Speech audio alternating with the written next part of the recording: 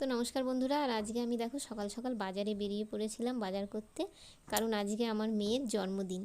তো ওর বাবা বাড়ি নেই, মানে তোমাদের দাদা ভাই বাড়ি নেই, উনি বাইরে কাজে গেছে, আমরা বাড়িতে তিনজনে থাকি। তাই আমাকেই বাজার হাট বেশিরভাগ করতে হয়। তো আমি সকালে জিজ্ঞেস করলাম মেয়েকে যে কী রান্না হবে, বললো বিরিয়ানি খাবো।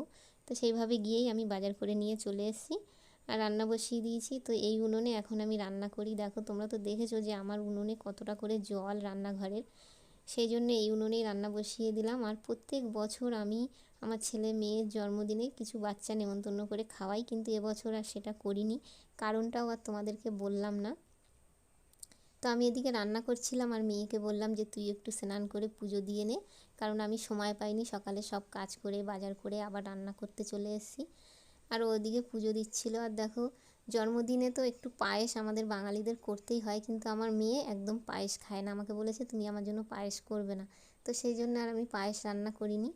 তো যতটুকু আমি পেরেছি ততটুকুই আয়োজন করেছি। আমি এদিকে রান্না করে নিয়ে এবারে খাওয়ার জন্য সব বসে গেছি রেডি হয়ে। এই যে চলে এসছে ও পুজো দিয়ে, আমার মেয়ে, এই যে ছেলে, সবাই মিলে আমরা তিনজন মিলে খেতে বসেছি।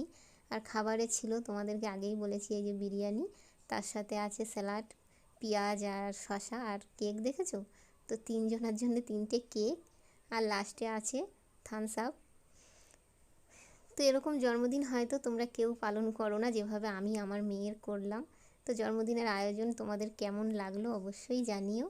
আর আমার মেয়েকে সবাই মিলে অনেক অনেক আশীর্বাদ করো যেন খুব ভালো থাকে, সুস্থ থাকে। তো আজকের মতো এতটাই, আবার দেখা হবে পরে অন্য